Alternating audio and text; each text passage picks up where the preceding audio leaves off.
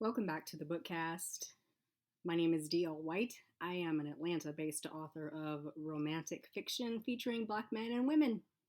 I have been, for the past few weeks, reading my holiday shorts, practicing for a way to bring my stories to a new audience in a new way because I've got time. This pandemic is never ending. So I figure why not have fun with it? I read Unexpected, which was my first holiday short, and last weekend I finished up Second Time Around, which is a holiday novella set in Potter Lake. The first book in that series is Leslie's Curl and Dye. You should get it, you should read it, you should enjoy it, and then you should listen to Second Time Around, and then you should buy that and read it, and then you should read The Guy Next Door, which just came out in audio. It's just super cute and lots of fun, really super low angst. And that's the end of my sales pitch. My third holiday short came out in December of 2019. It's called The Kwanzaa Brunch. And let me tell you about this story because my friends are evil people. They know if they mention something that sometimes it will just stick and then I can't get rid of it until I write it. And so somebody mentioned that I should write a holiday story that wasn't a Christmas story, wasn't a New Year story. I think I said I wanted to write a holiday story that wasn't Christmas or New Year's, and they said, yeah, you should write a Kwanzaa story. Because that's the easiest thing to write. Like, Kwanzaa has a lot of meaning, and man, I don't want to mess that up. And so somebody put that in my head, and it started writing itself. Then in one of my chats, one of my friends, Tarita, reminded me of Sandra Lee's really terrible Kwanzaa cake. And if you've never seen this thing, go to YouTube, type in Food Network, Sandra Lee, Kwanzaa cake, and bask in the ugliness of this thing. And you will know what I'm talking about in this story. It's pretty funny to me. I tried to make it real light and hilarious. I hope that you agree. Let's stop rambling and just get on with the story because Sienna and Booker are super cute. This is The Kwanzaa Brunch by DL White. The introduction is as follows. A faded brunch and an unlikely Cupid. Sienna Charles is tired of the same old, same old. Same old job, same old city, same old friends, same old men. Just when she's relegated herself to living Groundhog's Day Romance Edition, Booker LaSalle swaggers into her life, courtesy in an open position at Precision Software. He's new to the company, to the city, and most importantly, to her. Booker LaSalle is making a new life for himself. He relocated to an Atlanta suburb, leaving a stressful job and an ex-wife behind for a great job with growth potential. He's turning over a new leaf, no more falling for the first pretty woman that crosses his path, like the witty, gorgeous, and obviously interested analyst at Precision. Everything about her tempts Booker to throw that new leaf plan right out the window.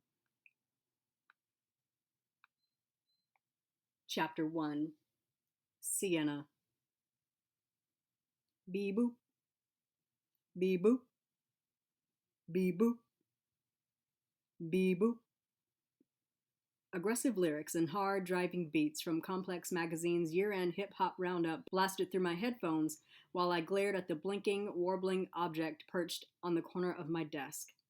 My office line had been ringing nonstop for the past half hour. I rarely picked up the phone, a well-known fact at Precision Software.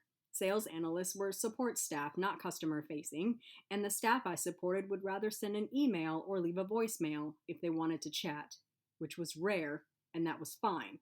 They knew how to find my office. Anthony Thomas, lead sales consultant with the biggest customers and the most complicated account profile, got great joy out of doing the opposite. He'd rather call than email and would keep calling until I picked up. I only put up with him because his wife was one of my best friends. And because she was a chef. Not a person that likes to cook or that messes around in the kitchen. Faith was Le Cordon Bleu Paris trained, and I was a big fan of a well-cooked meal. I could count the curves Faith had personally put on my hips since our college days. Beep boop. The phone lit up again like Christmas. I seethed, punching the button to open up the line. No, I barked, yanking off my headphones and slipping the telephone headset over my ear. I maneuvered the microphone so it was in front of my mouth, the better to snap at him about blowing up my phone. Anthony wasn't discouraged in the least, as this was the standard Sienna Charles greeting. You don't even know what I'm talking about. It doesn't matter what you're talking about. Did you forget what my office is? Or what that inter-office chat bubble means on your desktop? Or how email works? I'm busy. Anthony laughed, his cackles climbing to that pitch only dogs could hear. You're so funny when you try to be hard, Sienna. For real? Are you coming down to definitely no? Make that hell no. Come on. You know she does it to be nice. Do I look like a person that cares about that woman being nice? I fell for the bullshit last year, and frankly, you're still on punishment because you didn't warn me about her. Her was Zariah Mason, the new CEO of Precision Software. She took over the company a year ago after her father, Ezra, stepped down due to health problems. She brought her shiny new MBA and modern business strategies to Precision and implemented a host of changes, one of which was a diversity and inclusion committee. While I applauded the observance of cultural and religious holidays represented by the staff, our new chief executive was overly eager to be one of the gang. She wanted everyone, from the vice president to the janitor, to call her Zariah or Zoe. She'd had her title removed from the website, her nameplate, and her business cards. Zariah loved employee gatherings and insisted on bringing a dish to contribute to the table. But wherever her black girl magic shone, it wasn't at the stove. Or the oven, not even the refrigerator. The woman could not cook. But she really wanted to and always made an effort. Trying not to hurt her feelings about it stressed me out. Zoe has every department breathing down my neck right now. Her roasted goose frappe or whatever the hell she brought in for this fake woke Kwanzaa brunch, ain't it, Chief? Anthony laughed again. Hey, don't hold back. Tell us how you really feel, Sienna. You ain't got to eat. Just come down. You know she'll be looking for you. And watching to see if I eat any of what she brought. Like her food would pass these lips. I don't even know why you're fighting this. Zoe will come find you, and I'm not lying for you again like I did at the bashover. I moaned aloud, recalling Zariah's attempt at a light-hearted Passover gathering, featuring her inedible matzo ball soup. It was a river of dough. Anthony had been grilled about where his friend was and asked to encourage, more like bully me to come down and support our Jewish employees. Fine. I'm not eating anything. I might have some punch if it's store-bought.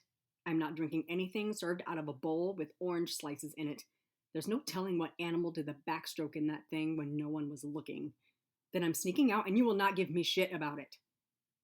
I pouted, gliding my fingers along the thin, sleek keyboard to lock my computer. And Faith owes me pecan sweet rolls for this. I'll alert her to your demand. Meet you down there, he said, then hung up, cutting off any further argument. Rolling my desk chair back, I stood, surveying the small but tidy office that I called home for 50 hours a week. The desk and single guest chair took up most of the closet-sized room. 2 monitors flanked the laptop, locked into the dock at the center of the desk. An external keyboard, wireless mouse, and desk phone took up nearly every inch of space left, so I used a side table to hold files, notepads, and a collection of pens. The walls were nearly covered with posters, black art, and popular, snappy sayings. The room was a study in my personality, techie with a sharp tongue and take-no-shit attitude. I tapped the silver-plated lamp that I preferred over the fluorescent bulbs, then grabbed the hoodie that I kept folded over the back of my chair and pulled it on before stepping into the hallway. I grumbled quite a bit, like the overworked corporate drone that I was, but the past 10 years at Precision hadn't been bad. Competitive salary, good people, chummy CEO who tries too hard notwithstanding, great benefits and amenities, all housed in an updated, state-of-the-art building. Like a lot of software companies that popped up in the dot-com era, employees spent a great deal of time at work, and the higher-ups believed in making that time as painless as possible. I'd worked my daily routine down to rote, scheduled tasks, and now the process was a lot of the same thing every day in and day out. It was comforting. Yeah, not really. I loved my job, but I was bored, and not just at the office. I'd had the same friends since undergrad at Albany State, lived in the same condo, shopped at the same neighborhood grocery store, and ate at the same restaurants. I dated the same man 10 times over, if not the same man, the same type of man. The definition of insanity was doing the same thing again and again, expecting a different result. I was tired of the insanity. I passed the break room, which housed a fully stocked vending machine and always smelled like burnt coffee, then waved at a few of my associates in the bullpen, an open office environment with low cubicle walls and bright overhead lights. It would not be unusual to see a beach ball bouncing from desk to desk, or a meeting being held around the billiards table while a game was in process. Rounding the corner, I entered the elevator lobby and punched the button to call it. When the door slid open, I stepped inside. Then I turned and assumed the position, arms folded across the chest, feet planted apart, stoic, game face on. Zoraya was not going to guilt me into eating her horrible ass food today. Bring it, Black Barbie. Chapter 2. Booker. So the company does this kind of thing often. I lumbered down the hall next to Anthony, my trainer at my new gig. Anthony was short and had that happily married, my wife cooks every night belly paunch, so he was moving slowly, more wandering the hallway than walking. He didn't seem to be in a hurry to get down to the main floor for this brunch everyone had been talking about. This kind of thing like the Kwanzaa brunch? He shrugged, stuffing his hands into the pockets of his jeans. We didn't used to, but the new CEO is still trying to win us over. I guess the folks like it. We get paid to eat, especially since she has us in here the day after Christmas. He paused to throw a glare in my direction. I'm normally on vacation, but she's changing some things up, and we need to catch up. You need to be out in your territory in January. First quarter is when business spends the most money. Yeah, I remember you saying that a few times. I rubbed dry palms together, eager to finish my training and conquer this new position. Precision was a powerful player in business management applications, and I was chomping at the bit, not only to blow this new job out of the water, but to make my mark in a different city. Double X Systems, Terra LaSalle, and Baton Rouge, Louisiana were in my rearview mirror. It was full speed ahead, a whole new Booker LaSalle from here on out. I had lived in Atlanta long enough to sign the lease on my apartment, stock the cabinets with a few groceries, and report to work. Training had been a long haul of endless days and paperwork, so a break for lunch and some social activity was most welcome. Not that Anthony wasn't personable, but I wanted to look at someone else's face for a change. We rounded a corner to the elevator lobby, and Anthony punched the down button. After a few moments, the door slid open. A sour-faced woman stood in the middle of the cube, her arms folded tightly across her chest. "Hey, fam!" Anthony yelled. Of course he knew her. Anthony knew everybody. He stepped into the elevator and held out a fist for her to bump it. "Make room! Damn!" She stepped aside with a grumble of whatever and uncrossed her arms, giving his fist a bump to complete the gesture. Her hoodie had large white block lettering that read, "Fuck it, we'll do it live," which made me laugh while increasing my appreciation of the atmosphere at Precision. They clearly didn't stifle an employee's personal sense of style. I stepped in and shuffled to the other side of the elevator, putting her in the middle. "You mad?" Anthony asked her, grinning. "Nope," she answered, too quickly and sharply to not actually be upset. "I just hate office politics and schmoozing when I have shit to do. I'm backed up on accounts I need to update before we switch over to your new profile. I'm in the middle of month end, and Zoe has the finance manager on my ass about quarter close and year-end reports. She wants them before the first of the year. We never have to provide reports before the year is out." "You'll be fine," Anthony soothed. "It's not like you've never written a report before. It's an hour off. Bets on what Zoe brought?" "Only if we're betting food," she replied. "A dulce de leche cake from your wife says whatever she brought is disgusting. I have already won." You know, I don't think Faith wants to be involved in our bets anymore. It creates work for her. "That means you lose to me too often. She should make you be her sous chef or something." "So I can mess it up?" he giggled. "And get on her nerves and get banned from the kitchen?" Might actually be a good strategy. "You have no skin in the game, Anthony. You bet wild because it doesn't mean anything to you." I leaned against the wall of the elevator as it slowly descended, catching a few people on each floor, and watched the volley of these two, mesmerized. Her tongue was sharp and she was quick-witted. Her voice struck a husky tone that rubbed me in just the right way. So did her deep brown skin, almond brown eyes, and Coke bottle shape enough to grab onto and then some.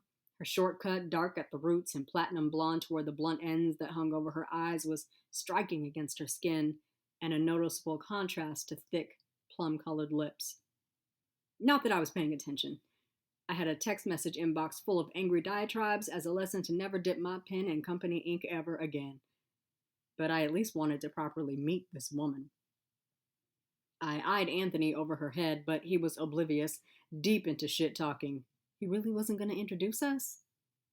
I stuck my hand out, loudly clearing my throat and interrupting their banter. Hey, I'm Booker LaSalle, I said, directing the rise in my voice to her, but cutting my eyes at Anthony. I'm new to precision. Anthony's training me. She paused, her wide eyes rolling up to mine in surprise, like she hadn't noticed that I'd been standing beside her the entire time. And maybe she hadn't because Anthony's personality was large and just this side of overbearing. Hey, she said, giving me firm pumps and then a squeeze before she let go. I'm Sienna. I'm an analyst here. I didn't think I'd seen you around here, but I didn't want to embarrass myself by asking if you were new. Sienna hides in her office. She barks loud, but she doesn't bite, so don't be scared. Shut up, Anthony, she snapped, huffing and rolling her eyes. I choked back a laugh. The elevator thumped, emitted a muted ding, and the doors slid open. The cafeteria, a cafe, and the social center were on the main floor. We followed the crowd gathering around the reception desk. Instead of the normal sign-in sheet and harried front desk staff, there was a steaming crock pot, a few stacks of paper cups, and a tray of cookies. People milled around, sipping what smelled like hot apple cider, and wandered toward the cafeteria, its double doors propped open. A sign hung above the entrance, decorated in festive holiday colors. Happy Kwanzaa from Precision Software. Here we go.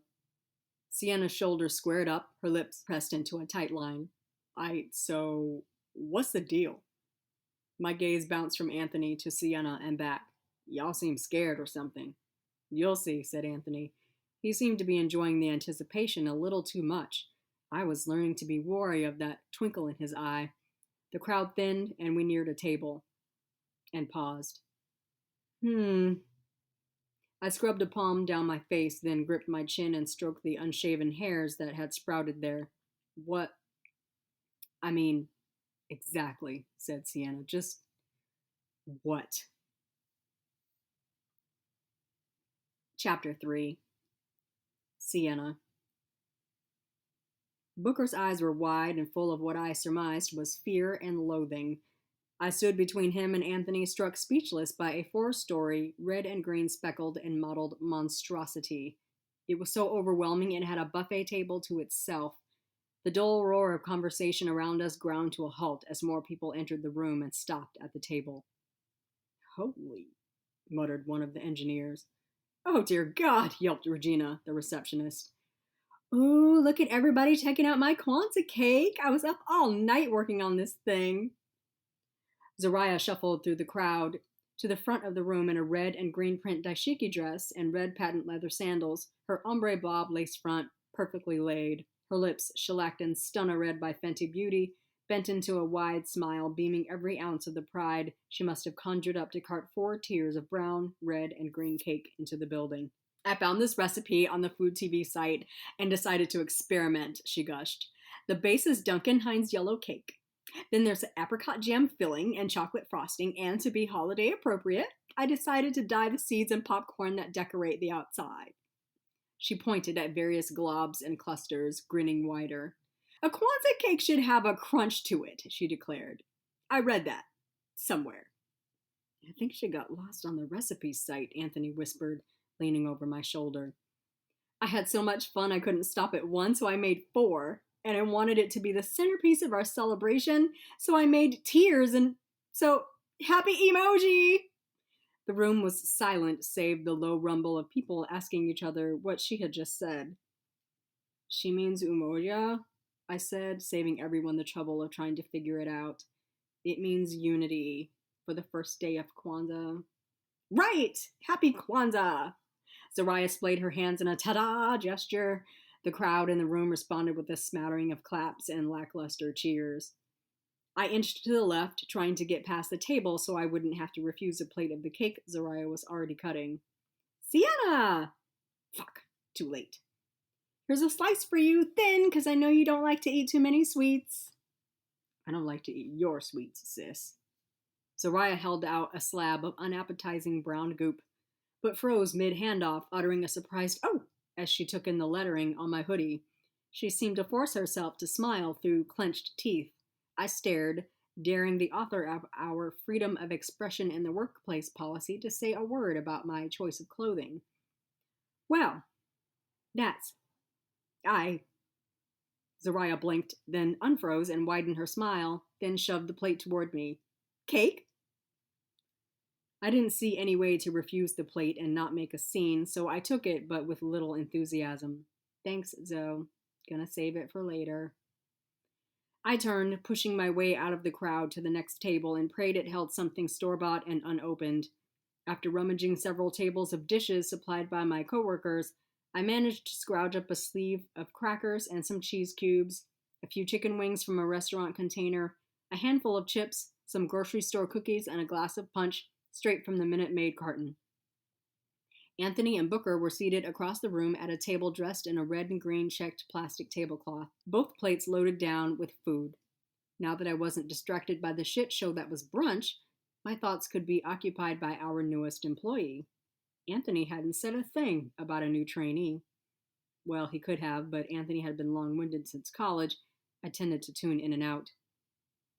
So, Booker was good looking. I mean, let me be honest, that man was fine in a way that I wasn't used to. Tall, but not a giant like most of my exes. A rich, reddish-brown skin tone, not a dark mahogany or a light caramel. Stocky, obviously muscled, but not in a trying to get cast as the Black Panther way. Booker was a strikingly handsome random guy that I might pass on the street, but I wouldn't actually expect to see him on the street, so I'd trip over myself on the double take. More than his outward Sterling Brown-esque appearance, it was the little things that niggled at that sensitive spot in the small of my back. The gentle strength in his hand when I shook his, the baritone of his voice, and light accent when he spoke that told me he wasn't from around here. I'd never made much of a habit of dating my coworkers, but allowances could be made for exceptional cases. When you've dated the same kind of guy for 10 years, not from around here made for an exceptional case. I slid a paper plate with my paltry selections into a spot next to Anthony and dropped into a chair. You have a death wish, I commented, directed at Anthony's plate. You too, I said, angling my chin in Booker's direction. What I have, answered Anthony around a mouthful of food, is a system. See? I found out who was bringing what, and from that I deduce who can actually cook and who has a clean kitchen. There's no way you can know. You can if you don't hide in your office all the time. I have the largest accounts, half of which happen to be yours. I don't have time for potluck investigations. Anthony laughed, biting off a chicken wing. If you get to know people, you know whose food you can trust. I trust Faith's food, my mama's food, and my food. What about you, Booker? You don't seem scared. Well, he drawled, drawing out the word while stirring a bowl of red beans and rice. I figure it like this. I've eaten boudin, frog legs, alligator, crackling, tasso. Do I want to know what tasso is? It's a delicacy, made from hog shoulder. Usually we eat it with, nope, I don't want to know, I said, closing my eyes and holding up a hand to halt that description before he could say another word. Anyway, I figure if I can survive eating all of that on the regular, I can withstand some questionable food at a company potluck. Plus, he added, his eyes flicking up to mine while holding a spoonful of beans and rice, I'm hungry. Sometimes you just got to be brave. Sometimes you just got to have a will to live. Booker laughed. Then the bite of beans and rice disappeared into his mouth. He chewed vigorously, emitting a moan or a grunt every few seconds. Whoever made these knew what they was doing. I haven't had beans and rice like this since I lived with my meemaw. Your what? Meemaw, Booker corrected. Me. Mother dear. Medea. What do you call your grandma, man? Grandma, answered Anthony, chicken wing in one hand and a half-eaten roll in the other. How long since you saw her? She's been gone a few years. She raised me since I was a boy. Mama had me young, left me with her. He paused, shaking his head, going back to his bowl. Anyway, I need to know who made this so I can beg them for a big old pot on a regular basis. You could always ask my wife. Booker's eyes lit up in the same way mine lit up about free food. Oh, is she from Louisiana? Nope, but Faith has never made a bad pot of food in her life, I interrupted, fawning as usual over my friend's culinary skills. She could do red beans and rice with her eyes closed. I don't know about that tasso thing you mentioned. Now, that tasso thing is tradition. It takes years to learn how to cook it. So give her time, I smiled, picking up a few Ritz crackers and a cube of cheese and nibbling on them. Anthony, you should invite him to. Anthony nudged me sharply with his elbow, then cleared his throat and bowed his head, concentrating on clearing his plate. I took the hint and munched on a cracker. That all you eatin' for lunch? Booker asked. If he had noticed our exchange, he didn't let on. He eyed my plate, which didn't look or smell as good as his. Hardly enough to tide you over for the day. I bring my lunch every day. I'll eat when I get back to my office. I only came down here because Anthony harassed me. Sienna doesn't like socializing. Anthony tilted his head toward me and rolled his eyes. This used to be the type of place where you just keep your head down. Come in, do your work, do your thing, go home. Zariah is all about the new way of doing business, open concept, a family-oriented, team-centered atmosphere.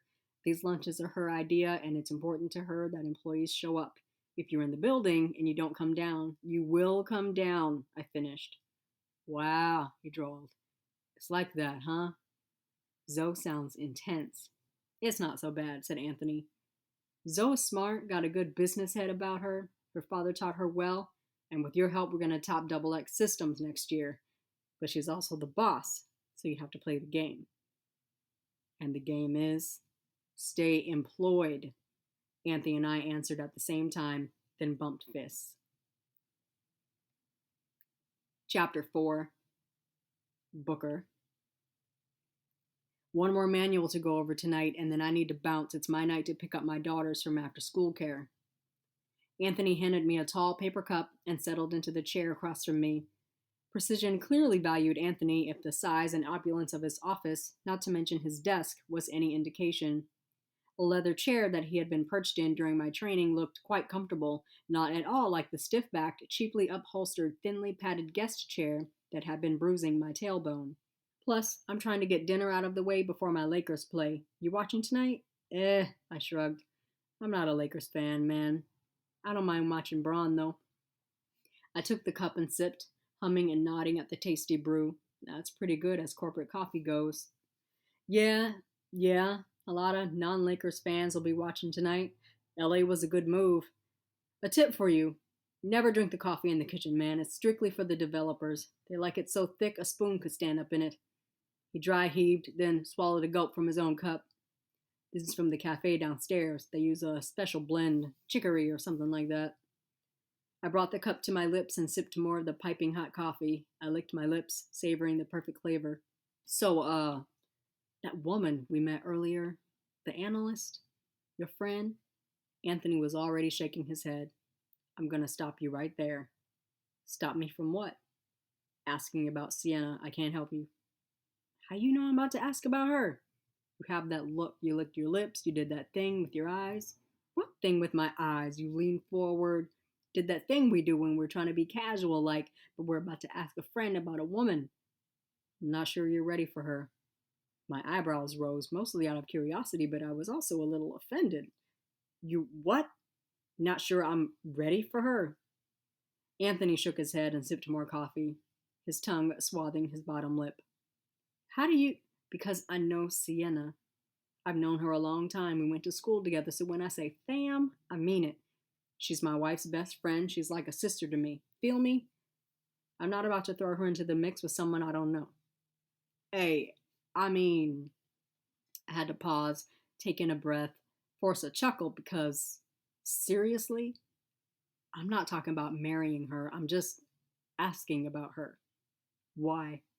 Pardon? You heard me. Anthony stared me down, unblinking. He was mad serious about Sienna. I heard that loud and clear. Why are you asking about her? I shrugged, tossing my hands up. He had me. I don't even know, man. She just seemed nice. She did seem like an interesting person, but maybe I didn't need to be interested. As a reminder, my mobile phone buzzed inside the hip holster on my belt. Another call from my ex rolling in. He picked up a thick manual and dropped it onto the desk between us. Back to work. You're on your own in January, and thinking about Sienna isn't going to help you with that. Doesn't she work on my territory? He wagged his head, frowning. Nope. I get to keep Sienna. She'll be handling my accounts, and you'll have your own analyst. Now, some of the clients I'm working on now will be yours. She'll transition them, so you'll get to know her soon enough, I guess. But not until you're trained, so... He tapped the manual, his brows hiked high on his forehead. I sighed, frowned, then reached for the manual. Yeah, back to it. Tara, you gotta stop blowing up my phone, then ghosting when I call you. Call me back. I took the phone off Do Not Disturb and turned the ringer up loud before sliding it back into my pocket. Time to stop ignoring the former Mrs. LaSalle. My first mistake was taking a job at her father's company. My second mistake was being hypnotized by green eyes and soft brown curls. My last mistake, marrying her. I was a pawn in a game that had been running for a long, long time. Anthony had, as promised, rushed out hours ago to pick up his children. I stayed, camping out in a conference room since I hadn't been assigned an office yet, reviewing accounts, systems, and the way Precision did business. I was going to really like this job. Essentially, this was a brand new experience, and I had every intention of eating it up. Speaking of eating, damn, I was hungry. By the time I pushed my way through the revolving glass doors at Precision, the sky had been dark for hours. It had also been hours since lunch, and my stomach protested loudly. I walked toward my vehicle, clutching my belly and trying to decide whose drive-thru I was about to crash. Behind me, I heard a derisive chuckle.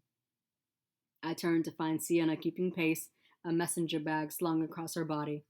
Lunch coming back to haunt you? I tried to warn you.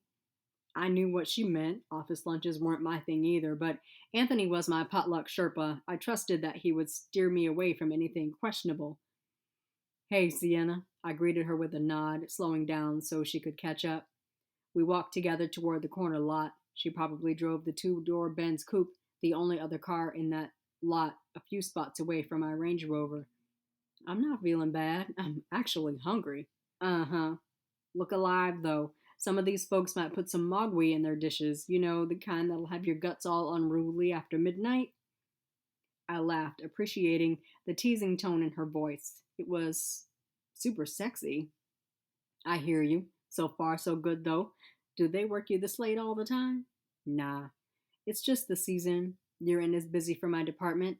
The sooner I finish my reports, the sooner I'm done for the day. I'd rather stay and get it done. That's what I'm talking about, I nodded, grinning down at her. Work ethic. I like it. It ain't no thing. I make a bonus off of these numbers, so don't get it twisted. I'm highly and personally invested. Anthony tells me you're going to be turning over some accounts to me, so we'll be working together a little bit. A little bit? Yeah. Looking forward to that. Sienna paused, which made me pause, then turned around to face me. She still wore that hoodie she'd had on at lunch. She shoved her fist in the pockets and then bunched the front of the hoodie together, twisting the fabric from the inside. I was just thinking, I know a couple of places in the area where we could grab a bite, even a few that serve Creole dishes, just as a welcome to the company.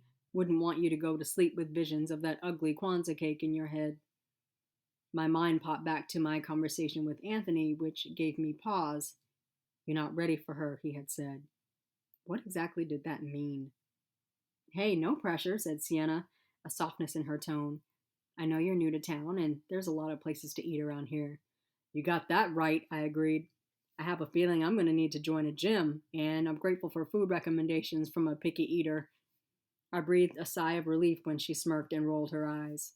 So, what are we talking? Not Papado, right? You're not taking me to a chain or some fake bougie Cajun spot, are you?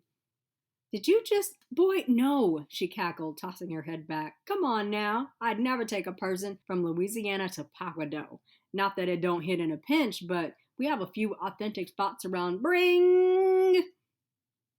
I jumped, startled by the loud ring, then dug into my pocket for the phone. It was Tara calling me back at the most inopportune time, which was her way. I picked up the call, already irritated. Tara, hey, hold on, don't hang up. I glanced at Sienna with what I hoped was an apologetic smile. I'm sorry, I've got to take this. Rain check? Uh, sure, no problem. She nodded, but her smile and the soft tone had disappeared. She whirled around and walked away, moving quickly. See you tomorrow? I got no response, but she did wave. I braced myself, then brought the phone to my ear as I approached my vehicle. Hey, Tara, thanks for calling me back. So why... Booker, who are you talking to? Who are you seeing tomorrow? Alright, first off, I unlocked the truck with the key fob and tossed my bag into the back seat, then climbed into the driver's seat. You need to chill on these questions. We haven't been legally married in a year, so I don't answer to you. Why do you keep calling me? I missed you. She was pouting. Tara had a soft, baby voice, coupled with the downturn of bow lips that she thought was seductive. Hell, maybe it was. It worked on me every time. I've been thinking, and maybe the divorce was a mistake, Booker. We could just start over. We can try again for real this time. It wasn't a divorce, Tara. It was an annulment, like it never happened. And how can we start over? You told me to forget you existed, forget we were married, to get out of your life. Remember that? Remember screaming that across the table at the lawyer's office? Because I was upset. I didn't want to end our marriage. You should have thought of that before you signed those papers. I did exactly what you told me to do. And since when do you listen to me? Hey, look, Tara, today has been 40 hours long, I swear. My stomach is about to turn in on itself. I'm so hungry. I need to get home so I can rest and be back at work early tomorrow. You be easy, alright? And stop calling me. We have no reason to talk. Before she could argue, I ended the call and put the phone back on Do Not Disturb. I turned the key in the ignition and pulled out of the parking lot just in time to see Sienna zip by.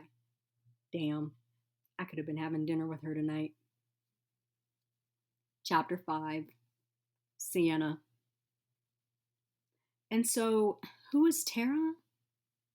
Faith was only halfway listening while she whisked gravy in a saucepan. She hadn't even changed out of the white coat she wore at the chef's table, her catering company. How she could cook all day, then come home and cook for her family and still keep her coat a bright and spotless white was a feat of strength I would never be able to achieve. I wore a hoodie to lunch because my chest caught food like nets caught shrimp.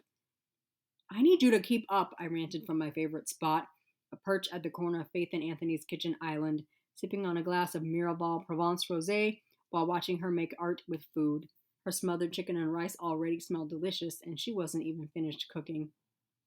Okay, so you tried to ask him out, but he was talking to someone named Tara? Does she work at Precision? No, he got a phone call. He called her Tara when he picked up the phone. Then he dismissed me because clearly he'd rather talk to some bitch than go out with me.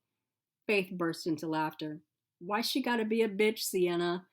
Because he would rather talk to her than go out with me. Honey, I think that's enough wine for you. Anthony said you didn't hardly eat anything at lunch, and I think it's going to your head. I gulped the last swallow before she could take the glass away. I ate.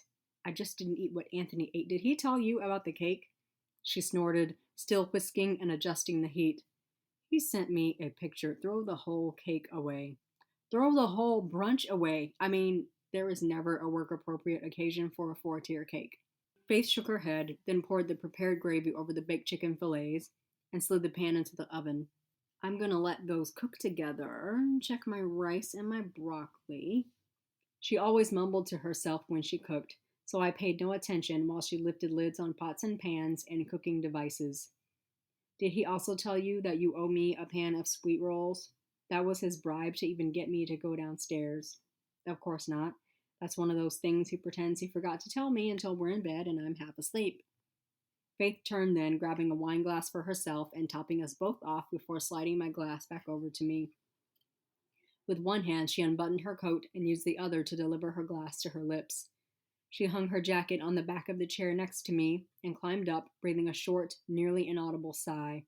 On cue, Anthony wandered into the kitchen. Hey, fam, said Anthony, giving me his usual greeting, accompanied by a fist bump. He grabbed a glass and poured up the last of the wine into one. Hey, babe, Faith muttered through the kiss he dropped onto her lips. Open a new bottle so it can breathe for a few minutes before dinner. I watched Anthony follow her instructions, pulling a bottle from the wine fridge in the corner of the kitchen. As he bent over, I shook my head and clicked my tongue. Faith, you need to tell your husband that married men don't wear gray sweats. They're single girl thirst traps.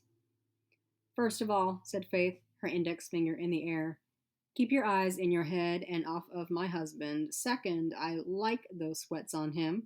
Married women like to look. Thirst trap indeed. She sipped her wine loudly, then smacked her lips and winked at me. When you get yourself a steady gentleman, you'll understand. I understand now. I've seen gray sweats before. I don't need to be looking at my best friend's husband's ass in them.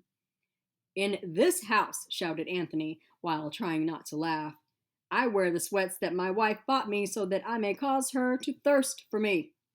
And you got a lot to say for someone that showed up at my house to eat after you only had cheese and crackers for lunch. I ate, I protested. I just didn't eat that mess y'all ate. By the way, I saw Booker on my way out of the building moaning like he was miserable. He said he was just hungry, but... Oh boy, said Anthony, settling onto the stool next to me while Faith hopped off to check the oven.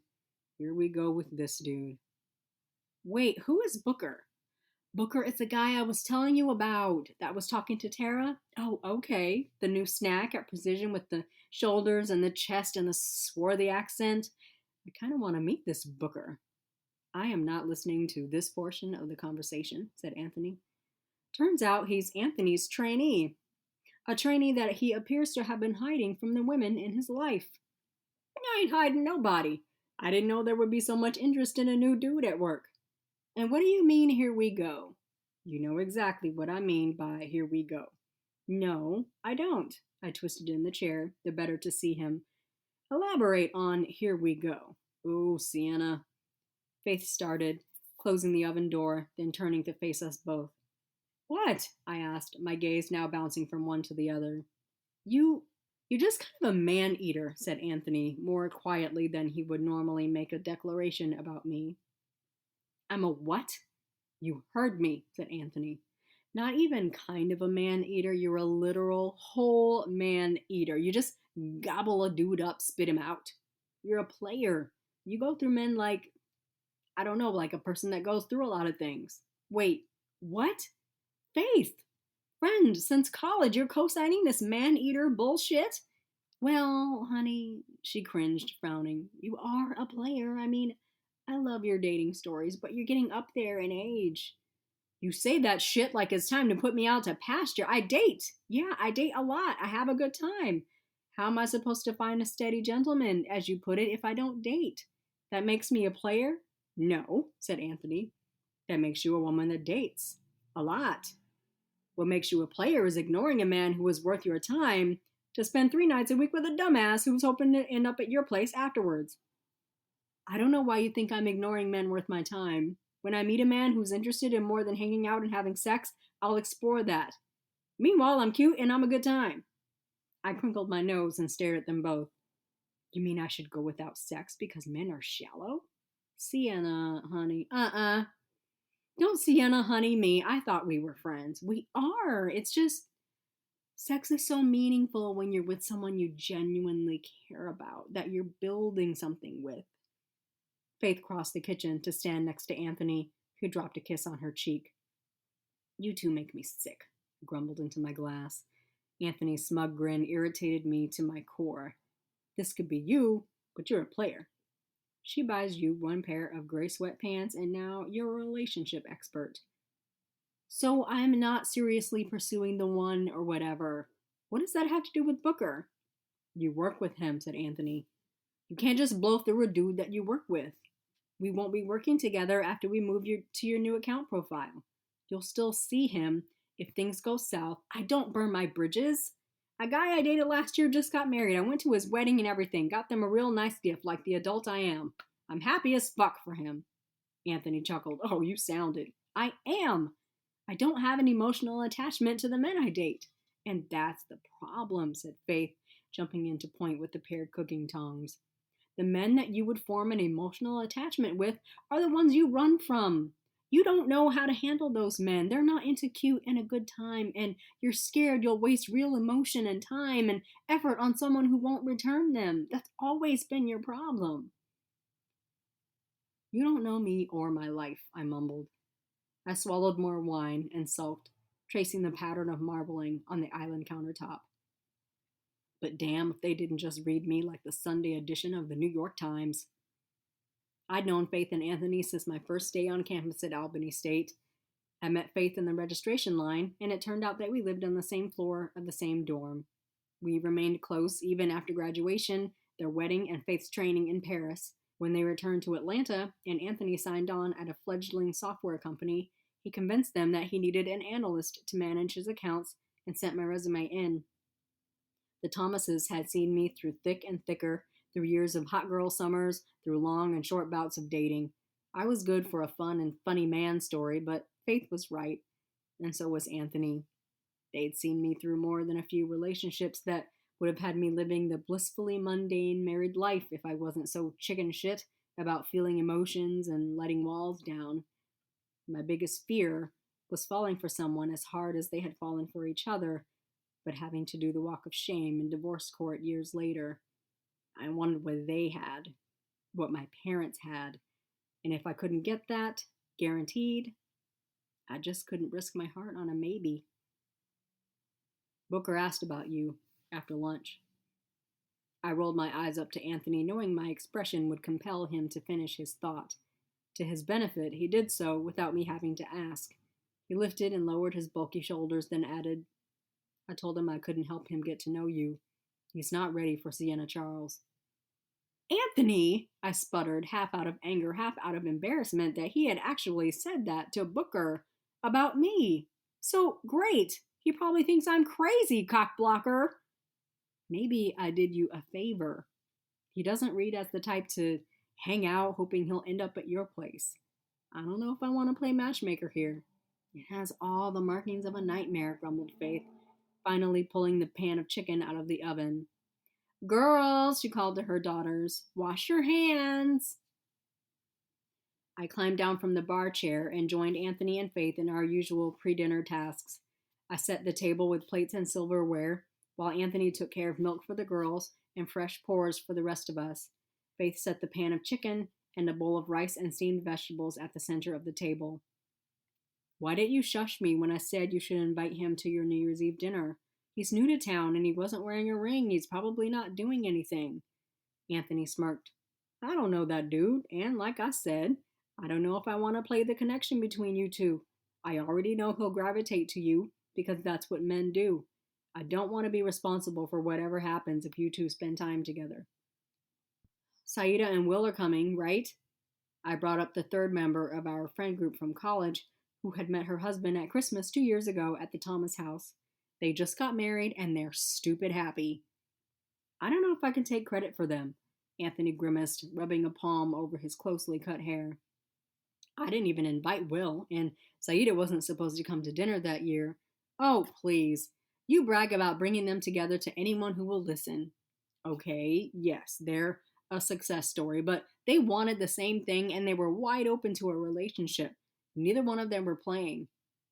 You act like I set out to destroy men. I'm literally just out here dating. I'm just saying.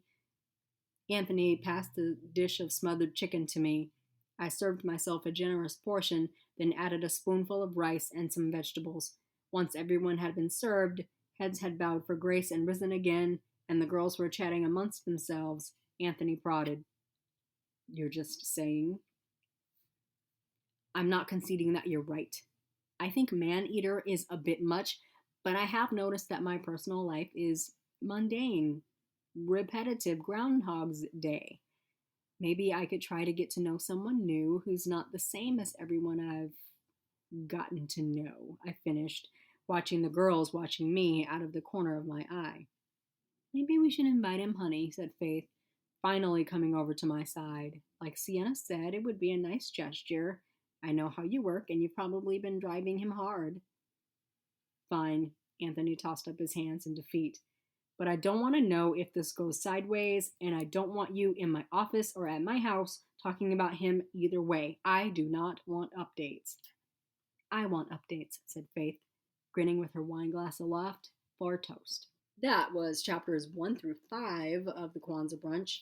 I didn't intend to read that much, but I kind of couldn't stop. So I will finish up chapters 6 through 10 probably in a few days. It depends on if I feel like reading. Y'all know how it be. Until then, be good, and we'll talk soon.